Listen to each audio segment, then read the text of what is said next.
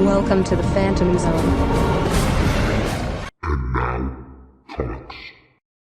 All right, so Ryan, do you think Doomsday Clock, the next, will finish before New Mutants comes out? I think around the same time. At this point, we're like 45 years to midnight. It's just like the delays are just inevitable. I honestly, I don't know about you guys. I don't even understand the New Mutants delay. Like, why bother? I think they're just waiting for X-Men for them to push out X-Men stuff before that. Like, or maybe around like 2020 is around the time X-Men and all that the new Fox stuff is coming over. But here's me personally. It's just like Doomsday Clock. It keeps on being pushed back, and I'm like, yeah, who cares? Whatever. I do because it's going to be the return of the JSA. They push back, New Mutants, and I'm like, oh, that sucks. Like, I really kind of want to see that. And well, hopefully the date that they push it to is a lot better or this is the final date that they push back to. Actually, like at this point, I feel like it's actually been like it's at this point like 3 years later. Because Dark Phoenix is like 2.5. Actually, I guess it's gonna be like almost like 4. Because Dark Phoenix is coming out this month? Phoenix comes out next month. Next month, yeah. Okay. The reason why they're pushing... Oh, sorry. No, I was just going to say, that was supposed to come out 2 years ago, and what are you saying? They're pushing back? It was supposed to come out in November. Like 2016? Of last year. Yeah. Are you sure? And New Mutants was originally supposed to come out in April. Like last April? No. Of last year. Of 2018? Yes. I feel like they were both like 2017 movies, but maybe you're right. Because they both got pushed back like 5 times on Fox. Yeah. I think New Mutants got pushed back quite a few times, while Phoenix only got pushed back like 2 or 3. Because of the quote-unquote reshoots? Yeah, I think it was twice. And then it was... Originally New Mutants was originally supposed to come out April 13th, 2018. Then it was delayed to February 22nd of this year, and then postponed to August 2nd of 2019. And then there was like a rumor that it might be pushed back to the fall. And then there was a listing that came out yesterday of basically Disney's 5-year plan. And New Mutants was then put on for April of next year. Yes, so it'll be 2 full years, like legitimate full years for New Mutants, if it comes out at that point. Well, the reason why Dark Phoenix was coming out so soon was because they're just trying to get it. It's the last X-Men movie, and they're trying to push it out before they make their own X-Men movie at this point. Yeah, because we have, of the X franchise, it's Dark Phoenix, New Mutants, Legion, which is ending with the next season, and Legion's so good. I know, it's amazing. The Gifted's done. Gifted's done, right? Yeah. And Gambit, thank God, is dead. Yeah, they canceled that. Right. Well, Channing Tatum is like... I think we all thought that it was going to be dead anyways. Yeah. Well, Channing Tatum is like 5 or 6 years older than he was when he started. When he wanted to do that. Yeah. Weren't the rumors of that was before I feel like even Deadpool came out. Like I think that's correct. Yeah, like it was supposed to be like the same kind of time, and then it just never happened because he was doing. I think if Deadpool failed, they would have went ahead with Gambit. I think because of his success, they just kept going with it. That actually, like, I don't understand. Like, it feels weird that they didn't go with it, but my guess is like he never liked any of the scripts because that entire thing is just running on him because he's a big enough name that he does whatever he wants at this point. But like, what has he been doing that he wouldn't do Gambit? Because are you talking about Channing Tatum? Yeah. It probably wouldn't surprise me if it was like not just him, but it was like I think it's like the director, the writer, the studio that was like in the middle of being sold off. I think it was just. But this was like been going, like I said, like he was in talks to do this like years and years ago. Like the same time when we heard like, oh, The Rock with Black Adam, that was like 5 years ago that started, where they both were like kind of talking about that. I mean, like, and they were like, I think like they were trying to do like Fox was trying to do like a big Hail Mary thing of like trying to get stuff together, and it's just the plans didn't align. I think like New Mutants was like cheap enough of a film budget to where they were like, we can put this through. A $150 million Gambit film though was like probably a little bit too rich for Fox's blood at the time. Oh yeah, but to go back to the New Mutants thing, it's so everything they said about reshoots was completely a lie based on what the actors have said. Specifically, Maisie Williams was like, she basically said that never happened. Fake news. Yeah, she talked. I do think it's funny that the 2 of the biggest stars of Game of Thrones are in like these 2 dead franchises. Yeah. I kind of wonder if those franchises are dead as people they are. That's why, like, I was actually thinking, like, the move for New Mutants, maybe it was the film is so separate from the rest of the X universe that Disney thinks that they can maybe salvage it. Mm-hmm. It also wouldn't surprise, and also, like, it's on their docket for release. It wouldn't surprise me if some of these projects are not Disney Plus releases. Yes, well, I know they just announced that Endgame is going to Disney Plus in December. Mm-hmm. So that will be like one of the first things that, because I think Disney Plus is November it comes out. Yeah. Yeah, so like it'll be on there, which is a big. Yeah, I think one of the things I was reading for like this list was the thoughts were, I think it was like Black Panther 2, because there's like a bunch of like untitled Marvel. I guess it's like, do we want to talk about because I think the whole docket thing is super interesting. Oh yeah, we can definitely like go through it. And I kind of like want to maybe take back the statement about some of these being Disney Plus projects, because one of the things I noticed that I know that's going to be Disney Plus that's not listed here within the releases is Lady and the Tramp. It's supposed to be a Disney Plus release, and that's not listed within their 2019 films. Is that like a live action? Yeah. Well, there was like a big thing this week about how Jenna Monáe, I believe, is going to be doing a new version of the Siamese Cat song, but it's not going to be as racist as it used to be. But I'm like, at the end of the day, I'm like, why do you just not do that song? Like, why don't you just do something different? You know, I guess, like, I feel like I'm someone like that grew up with that song, like, I grew up with that movie. Well, we're the same age, and like, you know, I'm part Asian, but like, I don't know, like, I get what you're saying, but I think that's like, there's only like, I don't know, maybe to me, it's like when you have the cats, it's like a very memorable scene. And to have those cats, like, I don't know, I feel like it's part of that. Also, I don't really get this whole weird, not live action, like that and The Lion King. It's like, they're just cartoons, but they're CGI cartoons. I mean, you know, the thing about it, so, to go to like the live action thing, I totally kind of agree. Where I think the best one of these so far has been The Jungle Book, and that one's like kind of okay. I did really dig Beauty and the Beast. I did not at all. Like okay. I hated that movie. I think it adds it. I think in trying to fix so-called like quote unquote problems with the original, they just like make it worse. Like, none of the songs are as good. The Beast is so much incredibly unlikable in that version. Like, he's such a dick. I don't know. I like Dan Stevens, so maybe I just have like I like listening to him sing, and I like what's her name in it. Like, I think I just like all the actors so much in it that I forgive it. Yeah, like the whole thing where it's like the town's prejudice and racism and like misogyny is all like has to do with because they're all under an evil spell kind of fucking sucks. Okay. I just watched the mind-blowing Legion season 3 trailer. Oh yeah. They show Cerebro. They show Professor X, played by Harry Lloyd. Yeah, I saw pictures of them showing Professor X. It's supposed to be a young Xavier, and then like gonna deal with time travel and stuff. Yeah, that show's like a whole other thing. I also think that show couldn't be more than 3 seasons. Like, I honestly don't even know what they do post the 3rd season, like where they finish the 2nd one. Also, I know this would be perfect for the Toons, but I'll just bring it up here because it's comics related. DC Showcase is coming back. Oh, that's something that's definitely the animated, like the old animated shorts. They would put it at the beginning of or before they'll be like before a Batman movie or a Batman animated movie or whatever. Nice. Yeah, that's definitely something we could talk about on Toons, because I feel like that is a great way for them to like test run things to possibly be shows for there. I'm just going to mention.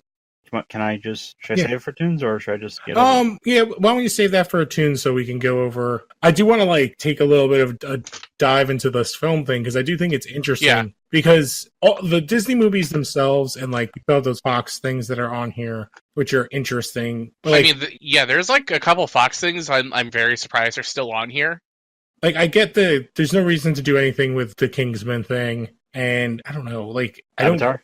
Well, the Avatar is like a whole other thing. They've sunk so much money into those. It's like, of course, those were going to come out. Yeah, but they're not even. They got pushed back as well. Like 7 years. No, Avatar 2 was supposed to come out next year. Well, they've already been pushed back a couple times, but Avatar 2 was supposed to come out next year, and then and then they were supposed to come out like every year afterwards. But now it looks like the first one's going to be coming out in 21, and then they're going to trade years between a Star Wars and Avatar film. Yeah, because otherwise they'd be cannibalizing themselves. Yep. Ish. It's also like, I will say it every time, a decade too late for Avatar. Like, yeah.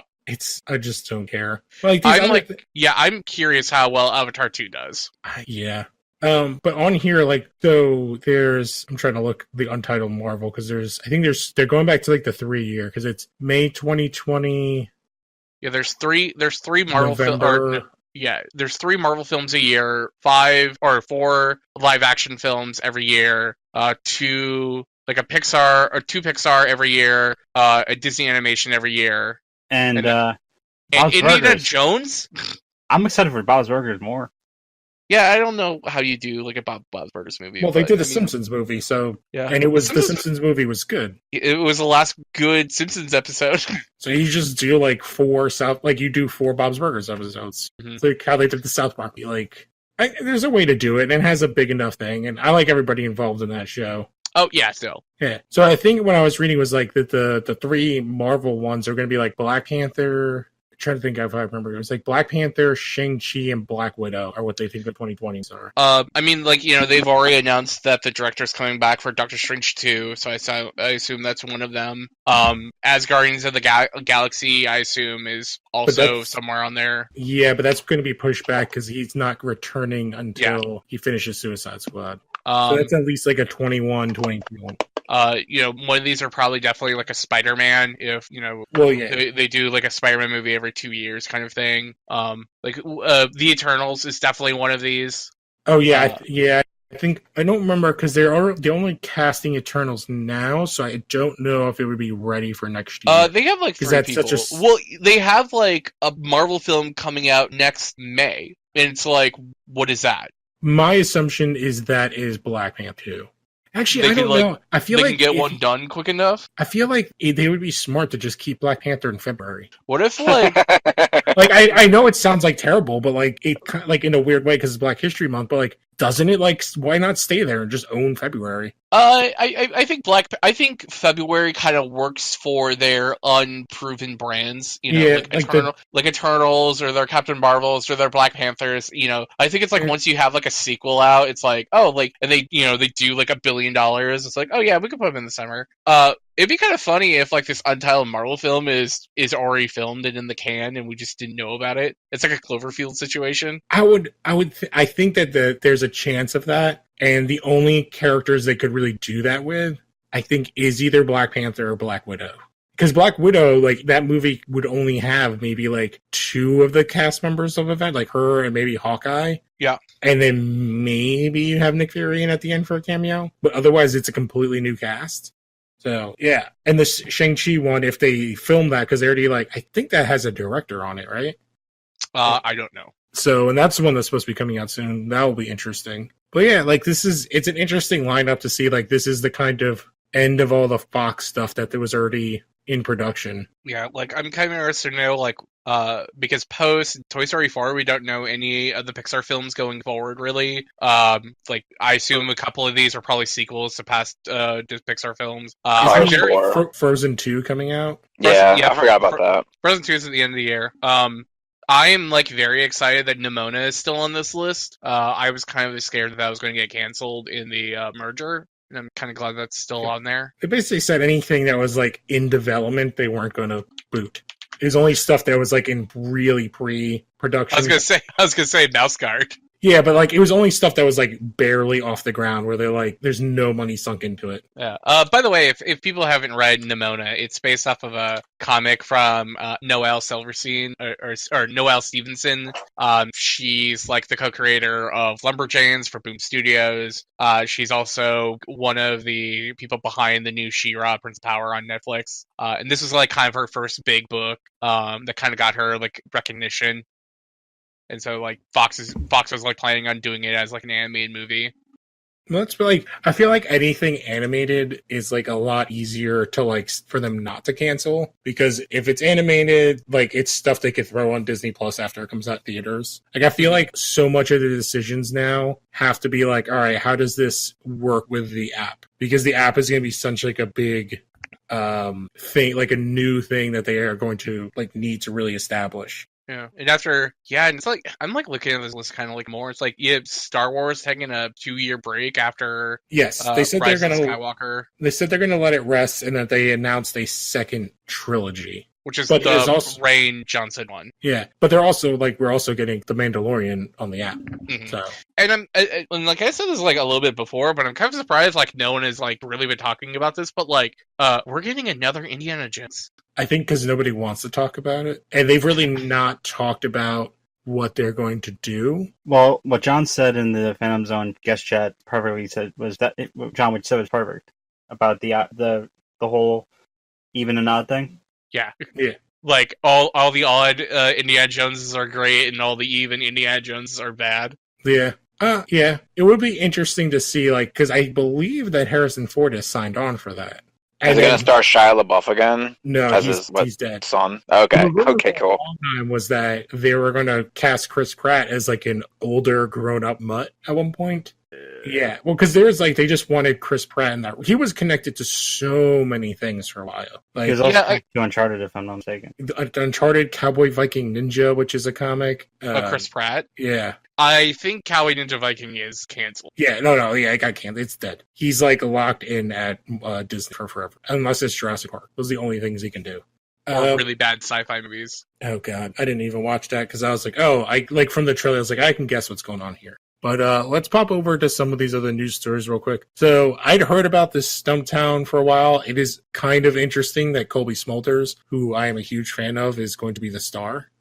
Yes, Stumptown's good too. It's basically based off of a comic from Greg Rucka, Matthew Southworth from Oni Press. It's basically small, it's like Portland-based PI investigating crime centered in Portland. So it's like if you like stuff like Jessica Jones, you'll probably really like Stumptown. Yep. And it's interesting. This is the first. It's the first. I'm losing the word here. What does it say? The not a comedy drama that they have announced, and it's the second series that they announced, which I think Blackish is getting a second spinoff. Jesus Christ.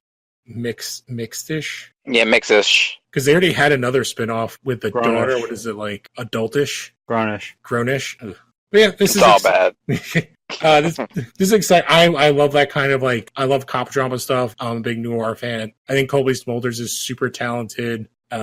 I'm excited to see her do work on TV again because she was good. Yeah, the only thing I have a trepidation over is network TV just kind of does nothing for me a lot of the times. Yeah, I can see that. I can imagine it's a lot. Yeah, and I can just imagine a lot of a little bit of the bite of Stumptown kind of taken out of it. But it depends on what time of the. If it's a 9:00 show, then I'll have a little bit more faith in it because they do some heavier stuff on the network dramas when they're later on, as long as it's that 9:00 hour with what was that show that CBS had with the dude from Law and Order and Sex and the City? Crap, I am terrible with names of shows right now. What else was network? It was on CBS. They did a spin-off for the app that Jon Snow's wife is on. Oh, The Good Fight. The Good Fight.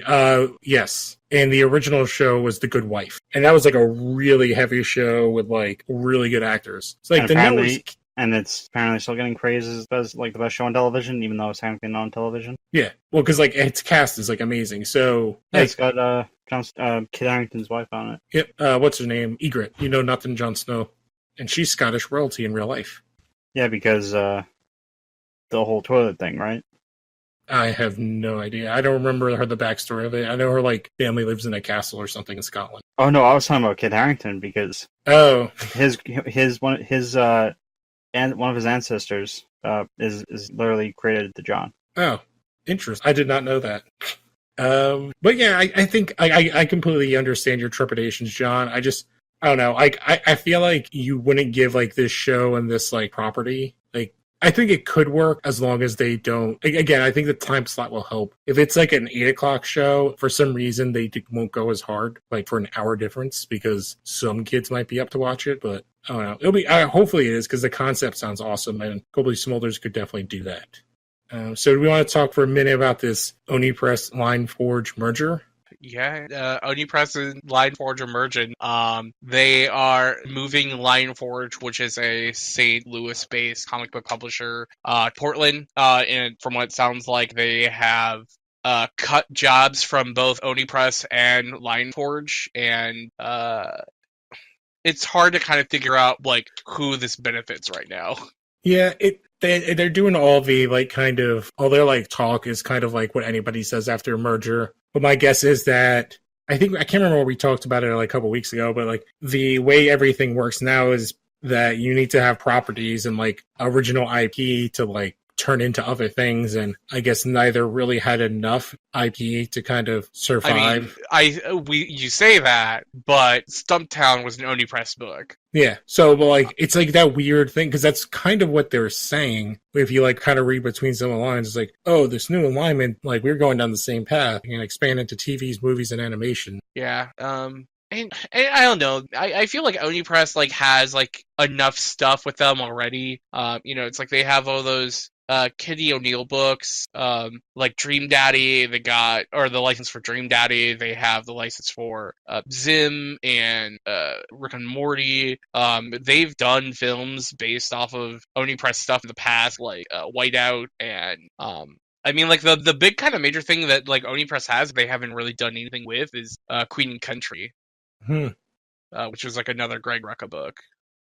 But yeah, it sucks to see like people lose their jobs, especially like in a area where you live. So, but like hopefully the people end up finding jobs, and hopefully this ends up being like something kind of beneficial to both companies. Yeah. So like I'm reading like another article, and it's talking about like how the parent company of Lion Forge basically wants to turn.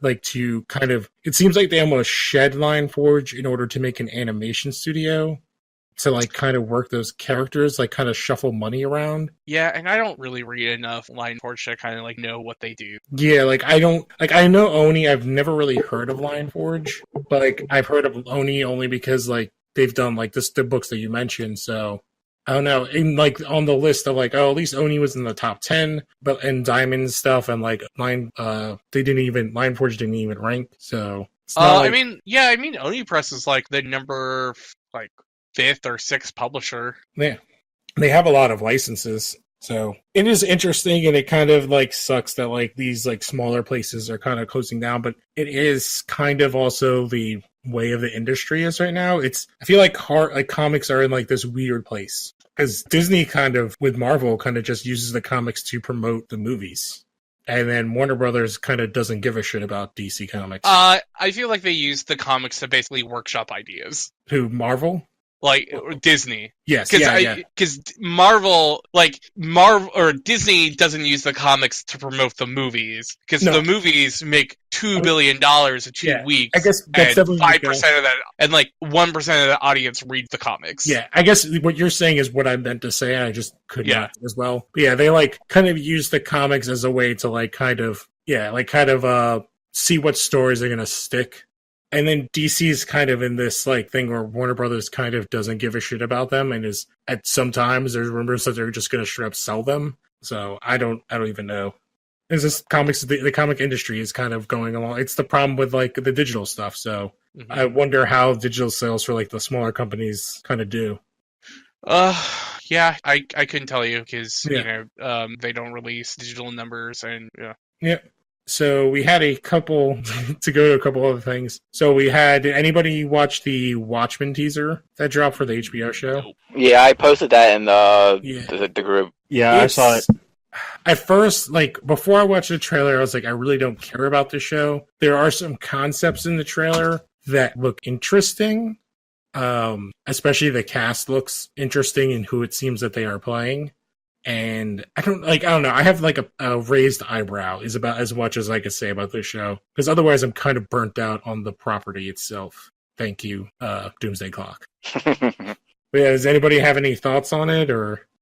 From what I've seen, it looked like it takes place like long after the book ends. Yeah, we see an old Ozymandias. Yeah, and from what it looks like, they basically find out what the journal's about, and like the people will rise up with the Rorschach masks, and I guess like the cops are like in masks as well to hide that they're actually cops, so they don't be seen in public, I guess. Yeah, to go, like, it seems like there's like a cult of Rorschach, like, but it seems like they're kind of using Rorschach, which makes sense for the character as this kind of right-wing kind of Christian-y thing. Well, it was his journal that was like published. That's probably most likely why, though. Yeah, but he was kind of that character in the books as well. And then, yeah, you said you have Ozymandias is like the old guy sitting on the desk. And it's old Alfred from Batman. Yeah, from the current Affleck. Yep. Yeah. And then you have like the cops kind of wear some sort of disguise, but it seems like heroes, quote unquote, or like are gone. Vigilantes. What'd you say, Al? I said vigilantes. Yeah, vigilantes kind of don't exist anymore. So it is interesting. But yeah, it has like, I didn't like it, and like before I watched the trailer, I was like, I don't really care. After watching the trailer, I was like, HBO hasn't really missed on anything I've watched in a long time, so I'll probably give it a shot. I mean, it'll be kind of like ballsy if you're like still wearing your mask after everyone thinks Manhattan like destroyed like almost the populace of the planet at that point. Well, it depends on which. Yeah, if they're going from the movie or the book. Well, the book they would still see that Ozymandias did it if it was from the book. Yeah, but it's whether or not the journal was printed. Dr. Manhattan, or that he faked Dr. Manhattan, or that it was like the fake alien thing. Although by the look of it, like it looks like it could fit in the movie version a little bit. It's not as Snydery in like its color palette. Yeah. So to jump to our next thing, so both Batwoman and the first Riverdale spinoff got picked up by CW. This is the second. Yeah, Sabrina's first. Okay, I didn't know if that still kind of counted. I know that they're recently, or in season 2, they're supposed to be connecting it better, but I didn't know if it like kind of still kept its spinoffness. No, there was like a cameo in season 2 of Sabrina. Okay, yeah, okay. I didn't know if it like already season 2 already came out because I have not watched Sabrina. Although I've heard it was okay. Okay, it's got Jeffrey Dahmer in it. Wait, what?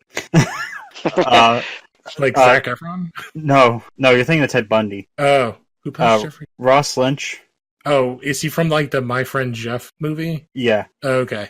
So yeah, we got the teaser for Batwoman, and then the Katie Keene is going to be a spinoff with like the Josie from the Josie and the Pussycats character. They're kind of spinning them off into their own show.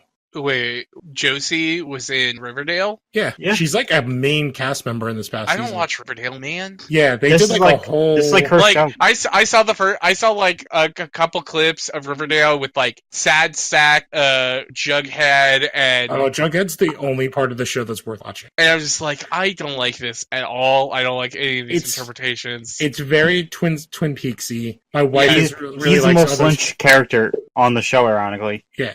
I've heard people they're like, it's trash. That's why I like it. And I'm like, that's cool. I don't really feel like having trash in my life right now. It's total soap opera trash, which is why my wife loves it. Although she has not been able to watch after Luke Perry died. It's hard to be hard watching it again because Is the Katie Keene series supposed to be like I could read you the dark thing. like Riverdale? No.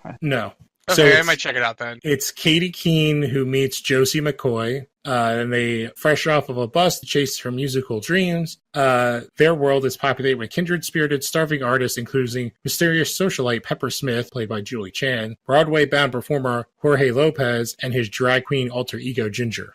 Oh man, Alexandra Cabot's in the show. That's cool. Yeah. So yeah, Josie's been in the show in Riverdale since season 1, but each season she's taken on a bigger and bigger part. What's funny to me is her mom is Robin Givens in the show.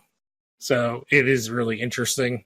Yeah. And they I think they actually broke up the Pussycats in one of the seasons. They broke up in between season 1 and 2. Yeah, and she's trying to go solo. And then they had her hook up with Archie because Archie's got to be the Luke Perry of the show. Yeah, it's very 90210, except there's the weird Twin Peaksy murder stuff going on in every season. Yeah, I don't know, man. I feel like whenever I see Archie with characters who are not Betty and Veronica, it just makes me like, I don't know. Well, it's like currently in the comics he's dating Sabrina, and I'm just like, yeah, no thanks. Yeah, the problem is that they broke up him and Veronica's dating her actual real life boyfriend. which is, can't remember the guy's name, but he's in like some garbage movie that's coming out, like teen drama thing. And then the original actor that played that character was the in Shazam, he was the adult form of like the little Asian kid. Oh, you're talking about the first actor who Yeah. played Reggie? Yeah, and then then they have what's her name? Betty and Jughead are a couple, and Jughead's mom is what's her name? Wait, who's a couple? Jughead and Betty. Even though Betty and Jughead? Yeah. That's gross. I don't like this. And then, oh man, what is Jughead's mom? Is what's her name? Gina Gershon. Yeah, Gina Gershon. And I do love that they did. The best thing that this show does is play with the fact that like who the parents are. So like, yeah, Archie's parents were Luke Perry and Molly Ringwald, and Betty's parents were what's her name from Twin Peaks, and I can't remember what her dad. The waitress, who was with the idiot guy. I'm still very early in Twin Peaks. I don't know much about it. Her dad was on Charmed. Don't ask me how I know that. Oh, I watched Charmed too. But like everybody in the show, and then like Veronica's dad is Mark Consuelos, and so like in one of the episodes he has a mistress, and it's Kelly Ripa. So like they do a very like what all the CW shows do, like tongue-in-cheek stuff. Actually, I can summarize the 3 seasons perfectly. First season, murder mystery. Second season, mafia. Third, cult.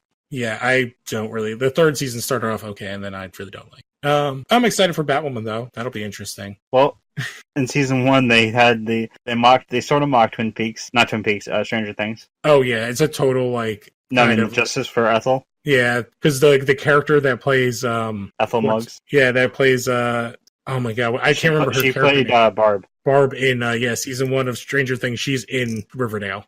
Oh, she plays Ethel? Yes. Oh, that's cool. And so she's in the third season. She's like in a lot of it too. But like they definitely goof on the fact that she was in Stranger Things in season 1. Yeah, like hashtag Justice for Ethel. Yeah, and then there was a character in season 1 that ended up being like he's a character on Black Lightning, which is like really weird. He's like one of the villains. So yeah, I can't remember the kid's name. He's the jock. Chuck. Yeah, I don't know. But let's jump to the next thing. So Eternals casted. I know. I'm worried that we're not going to talk about. I know, like Our even though topic? we had no, not topic. While we were talking about this, I quickly read Flash, the latest issue of Flash. Oh yeah, I have not read it yet. I do just want to make know sure what it's about. it's a new origin. Yeah, they are retconning Barry Allen's origin. Oh my This god! Oh god. issue of Flash. No, it's like really year good. 1 Flash. And they're keeping. They kept. I'll wait till we get to what we've been reading. Yeah. So, oh my god, Eternals casted another person, so they casted Richard Madden to play Icarus. You would know him mostly as Robb Stark from Game of Thrones. He's done a bunch of other stuff. I think he has like Bodyguard as his Netflix show. Yeah. But yeah, Icarus is like the giant, I don't know, kind of Superman-esque character. You could be like lying to me right now, and I would never know. Yeah, when I saw that picture, I've probably said this before, but like I know absolutely nothing about the Eternal. I only know it from clicking on the articles, but he basically looks like Apollo, except that he is wearing. It looks like that he wears what do you call it from the New Gods outfit. It's just Yeah, because they're the GoBots of the New Gods. well, it's like they're not as interesting or as the New Gods, and they're not as cool looking as Squadron Supreme. Yes. So Yeah. it's just like, I'm just like, what? Like, I'm like, you know what? Do whatever you guys want. I'll be here, like, probably on the first day to watch it. But, like, this is the first Marvel movie of all of them where I'm just, I don't know about this. I don't know. When Guardians was announced, I was like, who are these characters? Like, I knew who the characters were. I was like, what are you doing? Wait, you're doing a talking raccoon? Oh, but I was reading, like, the Guardians book by... I was reading it at that point. Lanning and Abnett, and I'm just like, that's really cool. They could do some real fun stuff with that. But like they don't have, like, when was the last time they did an Eternals book? You're talking to the wrong person. As someone who hasn't read Marvel forever. Yeah, Like they haven't done an Eternal book in like at least a decade. I feel every single time they announce anything for Eternals, my brother comes up to me and he's like, I'm like, I don't know. Why are you coming to me?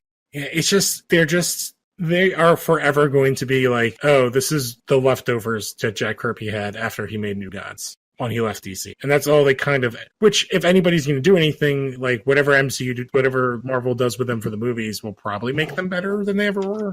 Well, since they're doing the Eternals and they're the space gods, maybe they'll like hint at a Galactus or something coming. Yeah. Which would be pretty sweet. I wonder what'll do better, the Eternals movie or the New Gods movie. New Gods. Well, that's if the New Gods movie ever happens. Yeah. Because they announced everything before the What's-Her-Name's movie flopped, and this was also before Justice League, so that was a while ago. Okay, so... Almost an entire lifetime ago. The last... Oh, they don't have the release date for it. But, like, the last Eternals book was by Neil Gaiman. Oh my god. It's gotta be at least, like... And it was Neil Gaiman, John Romita Jr. It came out in 2007. Yeah, I was gonna say it's gotta be at least 10 years old. Yeah, I bought that. Just to learn something. Yeah, well, that's a great team for a book. Like, I don't know, but while we're on Marvel, so this Marvel 1000 thing is real interesting looking. So, oh yeah, grab it. How about that? Yeah, it does look. They got some cool guys. The talent is huge. Yeah. But, like, what does it mean? Yeah. So, if you picked up comics today, in a bunch of different Marvel books, there was a bunch of one-page ads for basically something happening in August for Marvel. I forgot who it was, but someone really high up for Marvel was like hinting at it's like, oh, it's the last book that Marvel sold that sold 1 million copies was Star Wars #1. Like, I think I have an idea to top it. And so, in these ads are just one-pagers that have basically a bunch of creative teams, ranging from like Mark Waid, John Cassidy, Al Ewing and George Perez, Eric Larson, Walt Simonson, Joe Hill and Michael Allred, J. Michael Straczynski and Ed McGuinness, Alex Ross, Phil Lord, Chris Miller, and Javier Rodriguez. Taboo from the Black Eyed Peas. Is that the guy is that the one that's blind? That was the one who looked like a ghost, like a Japanese spirit ghost. Taboo played Vega in the second Street Fighter movie. Okay, no, that's not the blind one. The other Haitian guy's the blind one. But it's funny because he's not the worst possible writer in this list because Brad Meltzer is on this list. And Alex Ross. My thought is that I'm guessing this is going to be some sort of book like a DC 1000 or DC Action Rebirth. 1000. Yeah, like a kind of a giant, like an oversized book where everyone does like a 3-page spread, or story, and that's like all it is. I mean, you got Walt Simonson, who is most well known for doing Thor, so he'll probably have that's like your big Thor story. Like Eric Larson had a real long time doing the Hulk, so that's probably gonna be your big Hulk story. I feel like Ross is probably gonna be like a cat book. Yeah, or he might even do like a Marvel story. Yeah, just like an Avengers story. No, Marvels. Oh, Marvels. Okay. That was like Marvels was basically Alex Ross doing Kingdom Come for Marvel. That was okay. It was sort of like a history of the Marvel universe, also. Okay, I wonder what Lord and Miller will do. I wonder what Lord Miller will do. I assume it's Spider-Man, and it'll look really good because Javier Rodriguez is a great artist. But yeah, like all the artists they have on this are like pretty good. Like Michael Allred drawing anything is great. George Perez like recently announced retirement, so like him coming back to draw something is pretty big. Like Eric Larson's can still kick it. Walt Simonson's still good. Ed McGuinness is still great. So whatever they announce, they'll probably announce it in a couple weeks because the solicitations come out in 2 weeks. Yeah, it'll be interesting to see. It's just like, I guess my first thought is if they're trying to sell like one book that's like 1 million copies, it'll be like kind of what detective, like, I don't know what you're like, where it's like everyone gets like 3 to 4 pages, and then it's like a 30-page, 40-page book. I think it's gonna be longer. I think it's gonna be like a 100-page book. This is gonna be like a $40 book. It'll probably be a $10 book. I'm trying to think how big the detective was because that was $10. My big thing about this that I hope they do differently than detective or action is that action and detective. It's like it's a big like. Kind of nostalgia trip for people, who are longtime readers. It's like, oh, you get to see like all the people who have made these characters good, like basically write these characters again for like 3 or 4 pages. And that's fine. And I kind of hope this is what this book is also, but I really hope that it's more like DC Rebirth, where it's like, this is like where Marvel is going, and this is why you should be excited, and this is why you should, and like give us a definite reason to read the next issue. Because for action and detective, I didn't feel compelled to read the next issue. Yeah, well, that's not what they were kind of about. They're more like celebration books. And I think that's a problem. Because it's like, if you're not releasing Action Comics 1000 to get people to pick up Action Comics 1001, you're failing.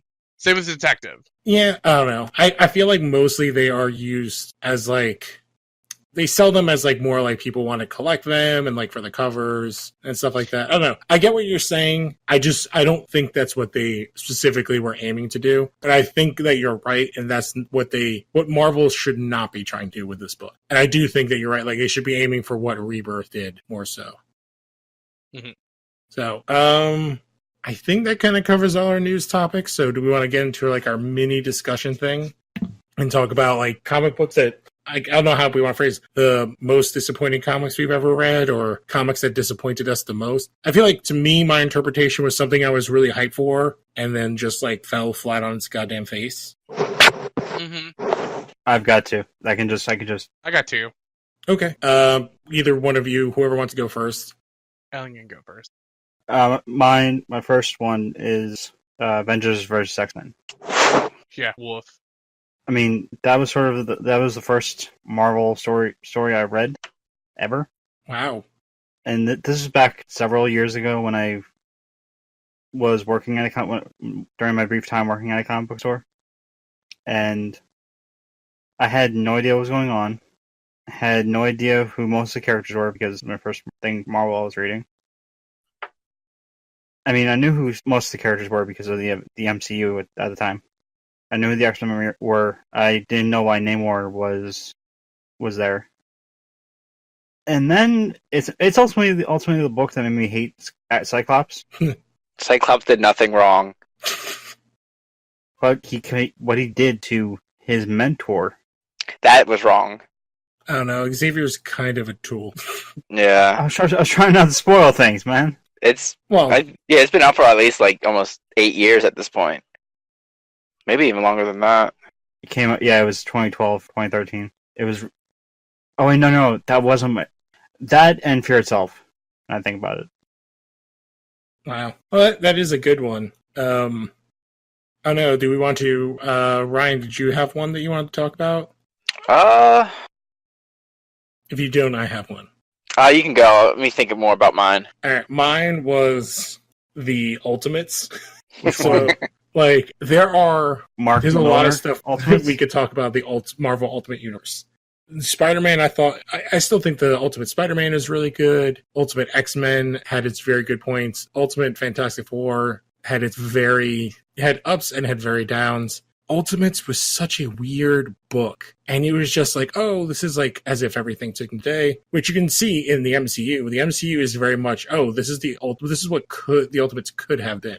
Are you talking about the Mark Millar book? Yeah, the Avengers, the Ultimate Universe Avengers, the Ultimate. Yeah, that book has aged very, very poorly. Yes. So but even at the time, they were just like, I can't remember what is the famous line that Cap says? This A doesn't stand France or something? Yeah. There's just so much. Like, I think my personal favorite part of the Ultimate Universe in general is I kind of really dug their version of the Hulk, like the concept of the Hulk, and I can't remember what the alien race that they fought was. Was it the Chitauri? They were the ultimate version of the Ultimate Universe version of the Skrulls, I believe. Yeah. So he straight up the Hulk ate the bad guy, and then I love when they were like, oh, we need to keep Banner in a thing because they literally have to have SHIELD agents go through his crap to make sure he didn't turn into something in his guts. There were things.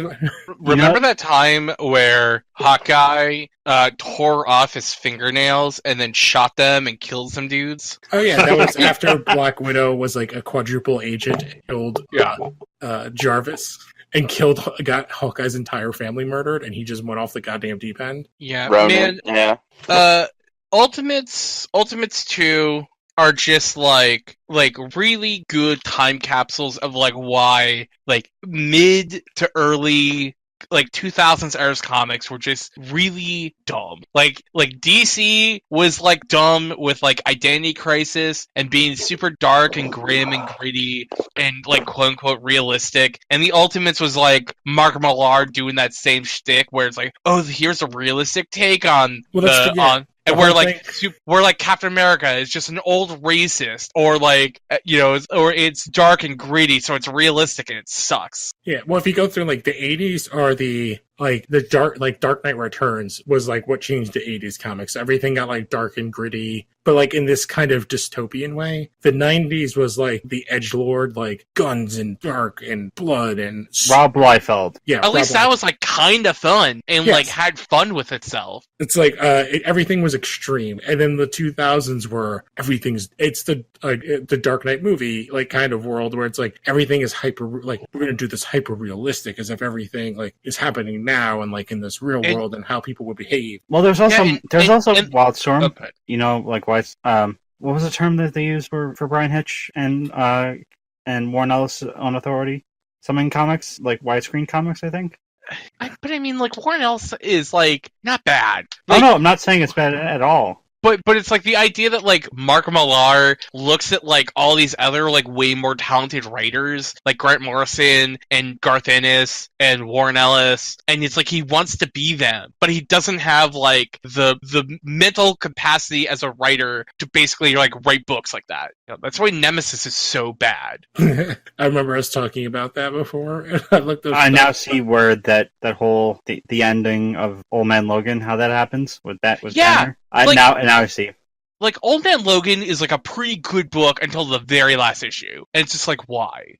I mean, I've the only Ultimates I'd read. I mean, I had to read Ultimatum because we were supposed. That was the original. What this show was going to be. That was going to be the first episode of the show. Mm-hmm. And I had purchased it, which I'm never getting that money back. Yeah. And I was like, I can't read this shit. I can't read this whole thing. I have to break it up in the issues. I don't even remember what Ultimatum was totally about. Was that when Magneto flipped the Earth's poles? Yeah. And creates like a giant tidal wave and submerges New York. Is that when Peter Parker dies? No. Oh, okay. No, because he's still dating Kitty Pryde, I think. It's like the tail end of like their relationship in that book. Which, like, that's the part of the Ultimate Universe is that I liked. Like, I liked Spider-Man. I like how they dealt with some of the, like, younger characters. But then they, like, totally destroyed the Fantastic Four and all that shit for a while. The Maker's not bad. The Maker's a cool concept. Mm. But, like, I totally agree. Like, the rest, like, the X-Men, got super bad, and Ultimatum just the Ultimates just got, like, worse and worse, and then it's like Ultimatum happens, and it's like, Blob eats the Wasp. Oh, God, she does. He does. Oh, my God. And then, like, Hank Pym turns big and grabs the Blob and bites him in half. And you're just like... And then, like, the end is, like, the Thing kills Doctor Doom and becomes Doctor Doom, and you're just like, what the fuck am I reading? I'm sorry. That book is so bad. It's like, that book is so bad, it killed an entire brand. Yes. So, that was my choice. John, do you want to go with your first one, and then... I have, like, one book that's, like, nowhere near as bad as that, but I was, like, a little disappointed in it. There's a book called Seconds by Brian Lee O'Malley. It was basically the follow-up book that he did 4 years after finishing Scott Pilgrim. And it's like a singular volume book about a woman who runs like a restaurant and things aren't going like right. And she finds out if she eats like these mushrooms that are like in her store, she can turn back time and kind of like fix things in her past life. And the book is like set up like really good. But like basically like the final chapter and a half is like kind of not great. It kind of feels like a lot of the little lessons that she should learn don't happen. And it's just like it doesn't end great. It still looks very good. It's a Brian Lee O'Malley book. The colors are great. But I think for like a follow up to Scott Pilgrim, I was kind of like looking for like a little bit more. And it's like it happened like 5 years later with Snot Girl, and Snot Girl has been like very fun so far. But the one book like I kind of always source as like something where I'm just like I started out like liking the book a lot, and just as time went on I just super fell off, and that was Jeff Johns' run on Green Lantern. Like, I thought Rebirth was fun for the most part. And I really like, some of the earlier parts of his run. And I think, like, the peak of his run on Green Lantern is the Sinestro Corps War. But like by the time you get to the Blackest Night, it just becomes like super. It's just like he gets like the keys to the kingdom, and he has all these toys to play with, and it feels like a dog that like can't decide on which car to chase. It's just like there's too many characters. There's too many different color cores. They all get lost in the shuffle. The ending is really stupid, where like the fascist character becomes the White Lantern to destroy the Black Lanterns. And like all the White Lanterns are all white dudes, and I'm like, what? Am I like the only one who doesn't see this shit? And Blackest Night just like ends on like such a complete thud, and then Brightest Day happens, and that book sucks. And then it's so bad and so convoluted, and the entire DC is so messed up after this that they just basically reset their entire universe. I know I'm in like the vast minority of like people who do not like Green Lantern or like who do not like Blackest Night. Yeah, like my problem with Johns' run, like I do like Blackest Night, but like I am with you with like the color, the like Crayola cores got a little much and goofy. Because like the only one that they really ever did like a good job really establishing was like the Red Lanterns, because they got rid of the blues pretty quickly and just like basically killed them all off. Then they kind of retconned the Star Sapphires as Violet. Yeah, because God forbid we have hope in our universe. And then, which I didn't mind how they like kind of retrofitted them. And then trying to remember. And they had that short arc with like the Star Sapphires, and they had that dickbag or misogynistic the dude, male Star Sapphire. Oh yeah, he was terrible. I'm like, oh yeah, because like the one male Star Sapphire's got to be like a misogynist, of course.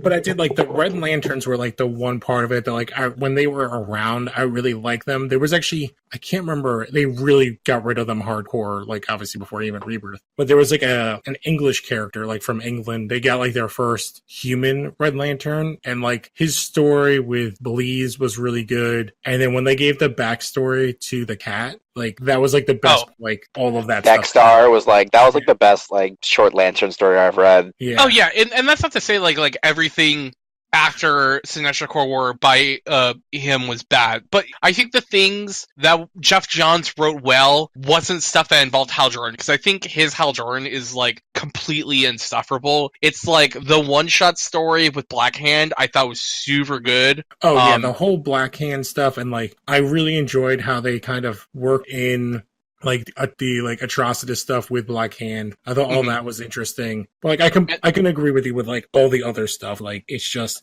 Hal Jordan is a very hard character to make likable in any sort of way, and they tried do it with Justice League of America, that movie that we have to watch tomorrow. Oh God! Well, no, that's Guy Gardner. That's not Hal Jordan. Well, I know, but most of his character is basically Hal Jordan. Oh yeah, totally. Well, and it's funny because I think the best Hal Jordan I've seen in like the last like 15 years has been the Green Lantern the animated series that ran for a season. Oh, the Dini one, or not? The Bruce Timm design one. Yeah, where he had like the Red Lantern and he had like the computer girl, and like that show is like that Red Lantern surprisingly is the Red Lantern like very good. Yeah, that's the Red Lantern I'm talking about. Like that version of him in that show is like kind of similar to the one in the comics. But yeah, I do like, and it is because I also love the writer. But like Morrison's run currently with Hal has been real interesting. Yeah, I'm trade waiting for that. I'm very excited to read that. It's all over the place in a very Morrison way. But like like, I like that he's making him, like, a douchey, like, cop, which I think is not spoiling anything, but, like, it's good. Like, and, like, okay, that's the way you need to write Hal Jordan. Because he's, like, Air Force, and, like, him and Guy are, like, the two worst Green Lanterns to ever get stuck around with. Because they are just douches. Like, there's not really much redeeming qualities about them. I like Guy. But, like, they also, like, let Guy fall on his face in a way that Jeff Johns never let Hal fall on his face. That's true. Guy has become much better over the last several years, but he's more of I'm trying to think that he's like the blue collar lantern, the Green Lantern. And I kind of like that. But I don't know. I like growing up with the John Stewart Green Lantern and then in the cartoon and then the Kyle Rayner in the books at the time I started reading kind of has me like, those are like the two I really like. And it's sometimes really hard to like Kyle because they kind of like, he's the forgotten son. I mean, I think that's also because, you know, He's Jeff Johns. guy. Well, Jeff Johns is like a guy who wants comics to be like the way that they were when he grew up. That's why, you know, he kicked out Wally West and Barry Allen's the Flash now, and that's why, you know, Kyle Rayner is no longer Green Lantern. It's, you know, Hal Jordan. And I feel like DC for a while had like a lot of really cool legacy heroes with, like, you know, the Blue Beetle and Atom and Green Lantern and Wally West. They're all back, except for Wally and Kyle. Kyle was back for a hot second in the Titans book, which got canceled. Wally got I assassinated. think you're forgetting about Wally West is also the star of Heroes Crisis. No, I That don't was know what actually you're one of my talking- picks as bad Yeah. books. No, I don't know that's what not you're Wally talking West. about. That's Skrull. It's a God, fucking Skrull. like, you know, I can't imagine, like, I like Wally West, but, like, Wally West is not my favorite guy, but, like, I really like those Flash comics. I can't imagine being, like, A a Wally West huge fan of Wally West and then, like, reading that book and just being like, how fucking dirty they did that, man. Yeah, so if this is your pick. Yeah, one of mine was Heroes in Crisis. I can't even begin to talk about the catastrophe that is Heroes in Crisis. So I brought up this podcast a couple times with War Rocket Ajax, and they have a segment they do every month where they rank stories from best to worst, and someone for this month sent in Heroes in Crisis, and they're like, unfortunately, we can't rank this book because it's not finished yet, but send it in next month and we will rank it. But yeah, from what it sounds like, it's going to go very low on their list. They are not happy about Wally West. Have they talked about the book that shall not be named? That will never end. Oh, Doomsday. Oh yeah, they are not fans of Doomsday Clock. It's like really funny because they ranked Mr. Miracle, and I think Mr. Miracle is in their top 10, and they were just like, how does a guy within the same calendar year write a book as good as Mr. Miracle? That just like celebrates like the past of like DC Comics with the current DC Comics. Also write a book that's so completely tone deaf like Heroes in Crisis. That's like, I feel like that's like the most disappointing part of Heroes in Crisis is that it's a dude that's not like Mr. Miracle. His run on Batman has been really, really good, and I just don't get it. Like, I don't even understand why the attempt to like have to go this route, which I think they were saying this was going to be about like mental health and kind of school shooter kind of thing. I was like, why even go there? Well, and it's funny because like it's like Tom King like kind of like wrote this book as like trying to be also a book dealing with like mental health and like in like his works with like the Vision and Mr. Miracle are like callbacks to his time working like overseas in the war in the CIA. So, like, I get, like, where he's coming from, but at the same time, like, people have been also bringing this up. It's like, it's so funny that at the same time you have a book in The Unstoppable Wasp by Jeremy Whitley that's also tackling, like, mental illness and in like, a serious way dealing with superheroes, and it's so much more thoughtful than, like, the heavy-handedness that's in Heroes Crisis. Yeah, I feel like heavy-handed is the best way to, like, talk about it. It is just so broadly bad.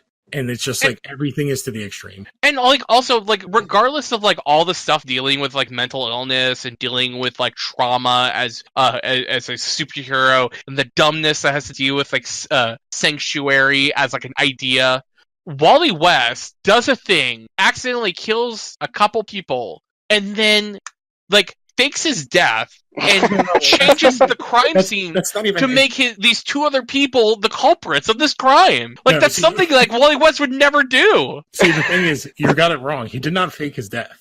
He went into the future and got a future version of himself. A time remnant, basically, essentially. Yes, and brought him back to his time, full glowing, and then killed him, and then left that body. Yeah, he killed a version of himself that had nothing to do with this, which is even worse. It's like, suicide? It's kind of suicide. It's suicide. I mean, if you're going to go to the future, why not just go to the past and stop yourself? Like, yes, that's the whole dumb thing about it. It's like, okay, you're going to time travel. Well, just go back and be like, hey, Wally, don't do that thing, and then everything will be cool. And the thing that there's something that Josh Williamson did on Flash that made it so that Here's a Crisis can't happen. You know what this honestly feels like? This feels like some dumb shit Barry Allen would do. This doesn't feel like something that Wally would do. That's actually Run, Barry. Yeah. I'm actually gonna Run, Barry. I'm going to bring that back around when I go talk about the Flash comic I read. During Flash War, Hunter Zolomon, him, Barry, and Wally, right. They made it so that no speedster can time travel. Oh my god, you're right. And that book directly is the tie-in to why Wally goes to Sanctuary. Yeah. Oh my god, damn it, that's so dumb. Oh god, yeah, because in that book with the whole forces, Wally and Barry break the speeders kind of, so they can no longer ever time travel. And Wally's like, "Oh, awesome! Now I can never fix the things and get my wife and children back." Thank you, Barry. So time travel, not just them. Removed. No speedster can travel through time. Well, there's only the 3 of them currently in there. It's like Hunter, the 2 of them, and the other Wally. Because in this world, what's his name is dead. Eobard's dead. Are you sure about that? Because he's died at least 5 times. Yeah, quote unquote. Oh no, that I really hope that they leave him dead for a while, because how they ended up killing him off was one of the most awesome things that they've ever done. Like girl power? Oh, well, just because of Barry Allen's such a douche and all this stuff, and it's oh, you never do it, and it's oh, his wife finally got the ball. He didn't have the balls, Iris did, and Iris was yeah, you're an idiot. Why would you you ruined my family? Everything he did to Barry, he's also done to Iris. So why wouldn't she also fucking hate him? And if you I don't know if you remember this. Wait, no, didn't they do? Didn't happen a similar style to how Savitar went down swinging? In the TV show or in the comic? Yeah, on the show. Kind of. They did a thing in the show with Iris and this season 2 that kind of called back that. They kind of do it all the time. It's one of those things. I don't know. It's... yeah, I just don't get, I don't get, much of what DC is doing right now as a fan of DC, and it's just... I don't get it. I don't get any of it. And there's a new big Batman story that's just starting, and then I don't. I mean, the hope was that when Doomsday Clock was done, we would kind of understand where DC was at. But it's they've gone in directions. If Heroes in Crisis is anything to go by, the stuff with DC Rebirth doesn't matter. Heroes in Crisis, Deceased, Doomsday Clock. Actually, I'm sorry, because the idea that all these characters are starting to figure out that something else happened in the past is also bleeding into Young Justice. Yeah, that's how they found Superboy. No, the whole Rebirth thing. Well, no, in the last issue of this book, or there was that whole thing with Tim Drake and Stephanie Brown Zatanna. Where Tim Drake was hey, there's something really wrong. I don't really know what's up, and they call Zatanna I'm thing, and then he remembered the pre-52 Teen Titans or Young Justice, and it's a really sweet moment because Haven't read. I didn't read it yet. That book came out 3 weeks ago. I know, but I'm on 5 different podcasts. Okay, it's a very sweet moment because also it reaffirms that I think Tim Drake and Stephanie Brown are one of the best couples in DC Comics. And it's also drawn by Chris Anko, which was also a very huge surprise. But at the same time, it's there's this it's this carrot on the stick where they're oh, these characters are remembering things from the past, what's happening, and then they rein it back, but then they put the carrot back out again, are these characters? Are we going to go back? Are we going to go back to where we were before? And I'm dude, just give us what we want, or just don't do it at all. At this point, it's not cute and funny. I just want to see this, either continue on with this DCU that we've been already accustomed to for 6-7 years now, or go back to where it was before.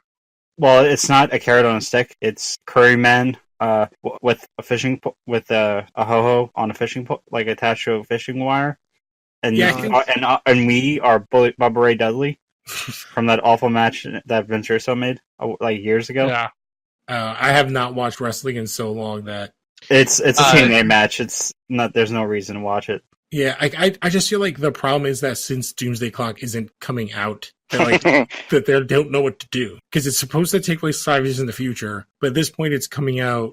It's going to be finished at least a full year later than it was supposed to. if not more. They could just do just a trade paperback instead of just doing it for the rest of the issues. Just like here's the trade paperback. Here's all the issues. It's not bad. They could totally do that if Gary Frank if the script was written, or the art was done. Either or. Yeah.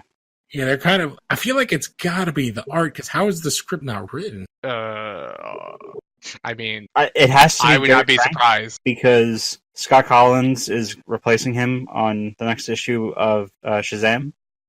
He's either replacing him or doing a fill-in.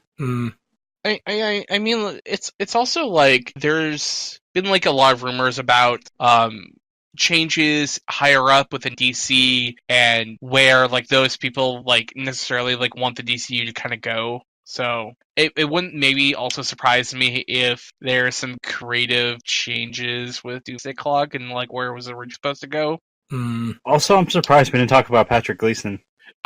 Yeah. Because I was actually going to point out, like, when I was not liking Hal Jordan and Jeff Johns' Green Lantern run, I was like, on the flip side, Green Lantern Corps. Patrick Gleason and Pete Tomasi. And Pete Tomasi's run on Green Lantern Corps was like 100% prime. That book was so good. But Patrick Gleason is now exclusive at Marvel now, which I guess like calls into question like who's going to be taking over Young Justice. Yeah. So, did either of you guys have like another thing or? Yeah. My second one was Siege by Marvel. I really like Siege. Is that the one where everyone gets hammers? No, that was when Asgard is like in Kansas. That's Fear itself.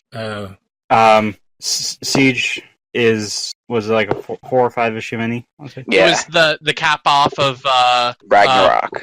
It was the cap off of Dark Reign. Oh yeah, right. That's right. And that's where we got the great the classic piece by Paul Jenkins.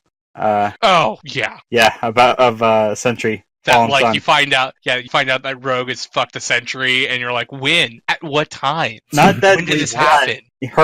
She lost her virginity to the Sentry. Yeah. Yeah. You're breaking my mind right now. Yeah, it was really weird. I actually have a list of bomb shooters for every story ever that I sent into that podcast that I mentioned before, and one of them is that issue. The dog walked off the comic mid-panel. But it was so bad. Like, as someone who like actually like really loves Siege, I would love to know like what you actually didn't like about Siege. No, just like the main like book of Siege was I had like some issues with it. It was just like the tie-ins of Siege itself were amazing. Okay. Because like I love that Siege was like 4 issues. Like it felt super condensed. In a way that I feel like a lot of events will like just kind of like go on, for a couple pages, so they can fill in, issue slots. And I felt like the beginning and end of each issue like had like a really cool like beginning and end. Like one of my favorite ends to a comic is Siege #2, where the good guys are about to show up and Moonstone like points off screen for like Green Goblin to look over, and he's wearing the Iron Patriot suit, and he looks, and then the final page is a 3-panel grid of him looking up, and it's like the Captain America shield like coming closer and closer with each like panel, and that's the end of the issue. And you're just like, oh, like Captain America and everyone's going to show up. And it's like a really cool like little art thing. Okay, I okay, what was your other one, Alan? Constantine the Hellblazer. Which one? The New 52 one? The 25th one in 2015. Yeah, that book sucks. That's the New 52 one. Well, there were 2 New 52 ones. There's one by Ray Fox, and there's one by Ming Doyle and Riley Rossmo. Yeah, the second one's like pretty cool, at least for being like a DC book. First one's not great. Like, I mean, you can have a book that's bad and have Riley Rossmo on art. It's still like kind of fun read. I don't know what it wasn't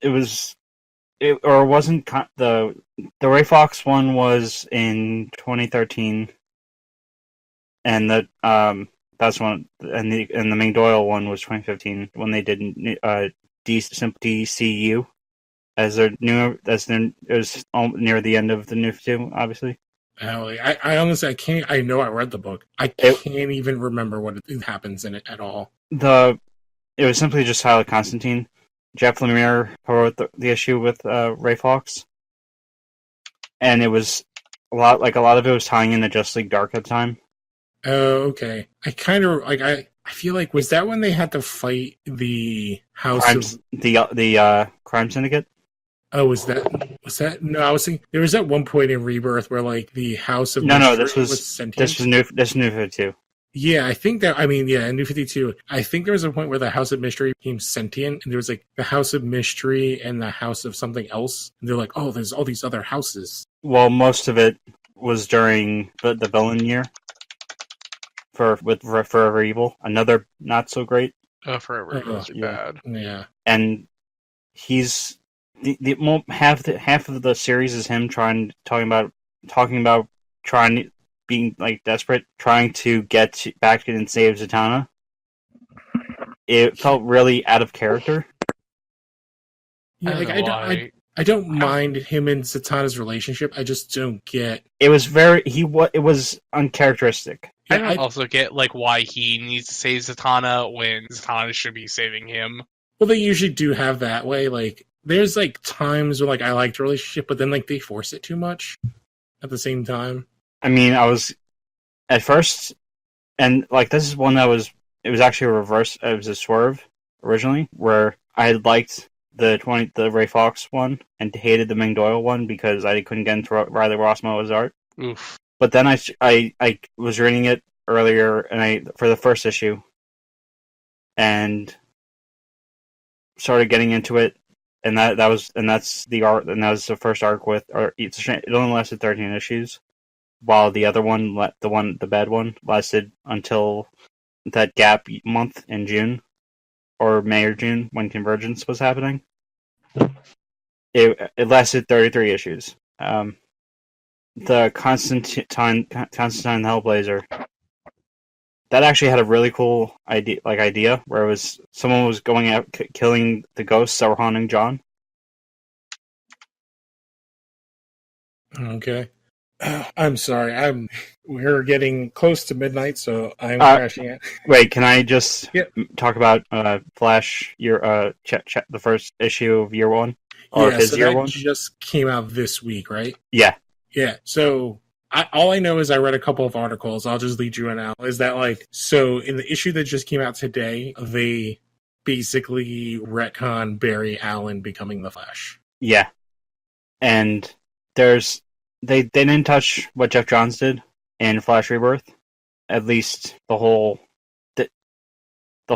his mother gets murdered by Reverse Flash. Yeah, and his dad goes to prison.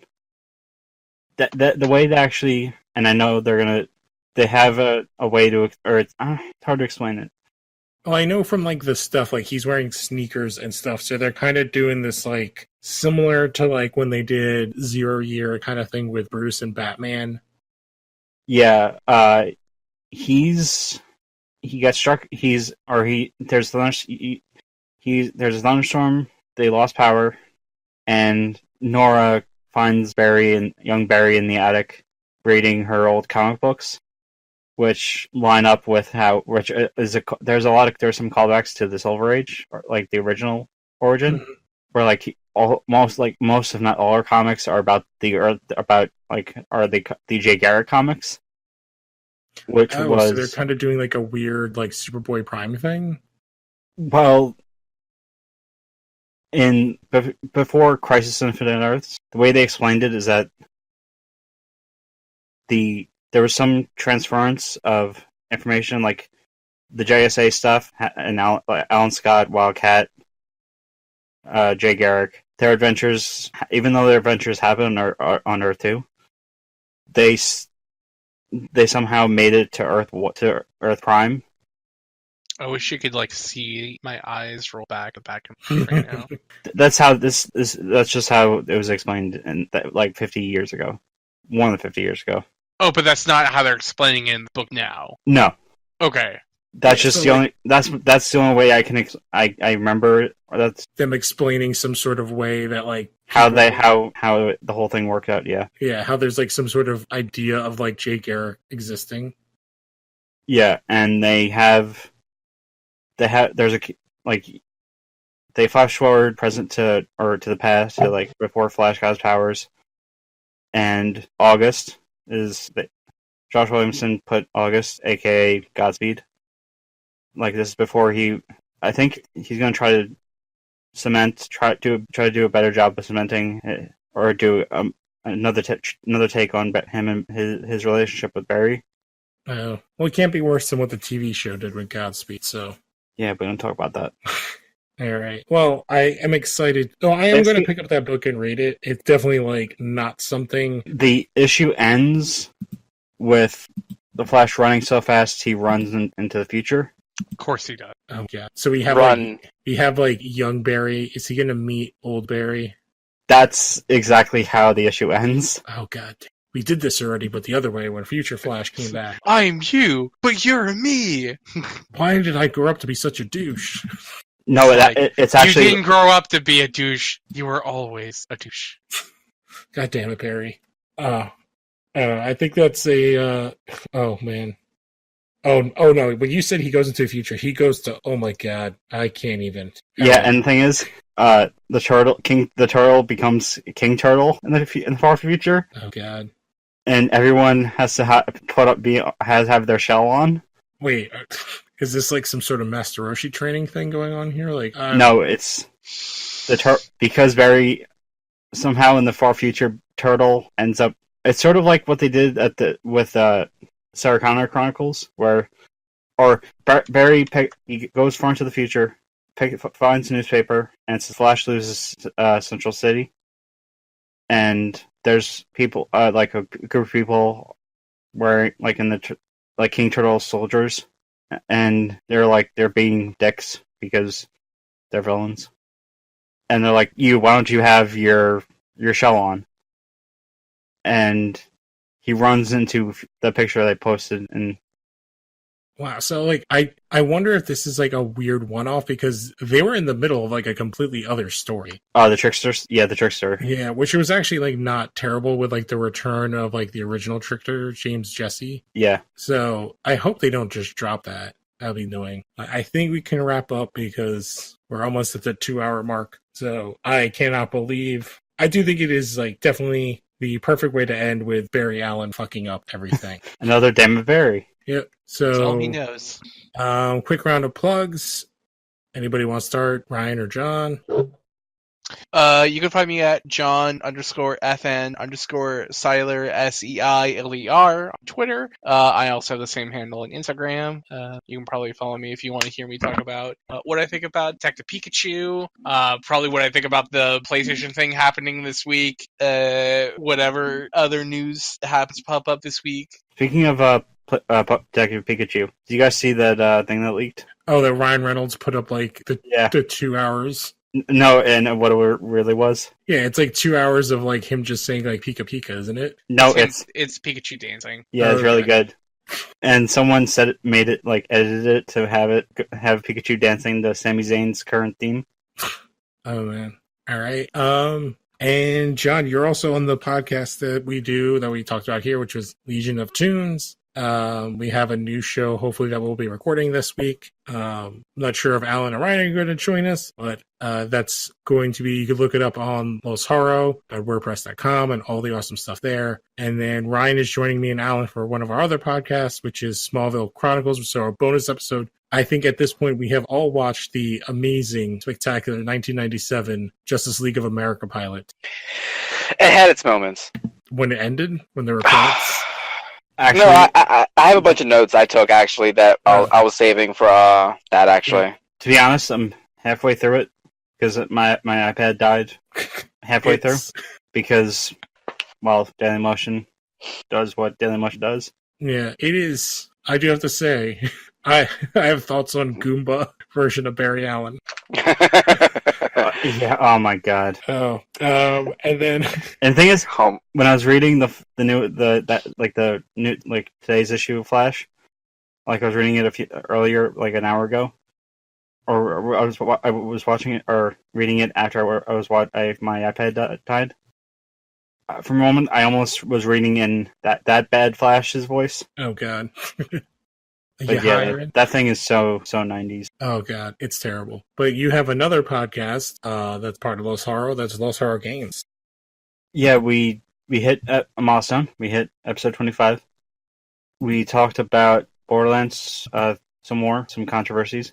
Well, the controversy doesn't have to deal with the game. Yeah, it's more of the guy who's the head of the studio. Yeah. Well, that seems to be a thing that's been going around with a lot of things with heads of stuff.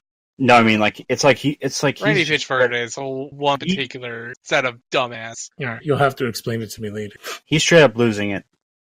He lost a thumb drive with like sensitive company data and also his porn file at a Renaissance fair.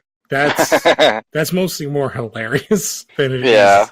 Unless there are some like really. I'm sorry, not Renaissance fair. What's that kooky fucking restaurants called? That's like Medieval Times. Like, Medieval Times. Yeah, there we go. Wait, why did he even have it with him? Why would you put your files on the same drive as your porn?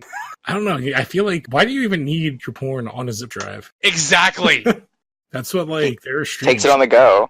And the thing Damn it, Barry.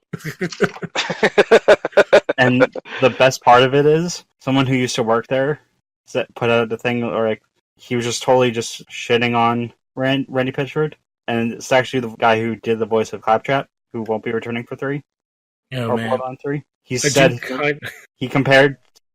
he said, "I'm glad I don't have to hear people like Muggles compared to the way Common talk about Marks." It was crazy.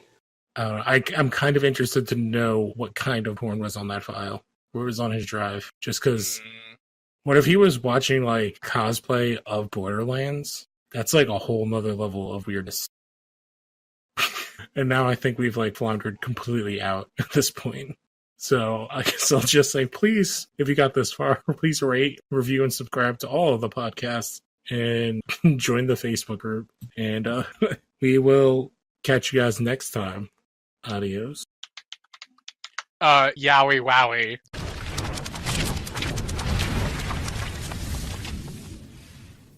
There is no way out of here. That is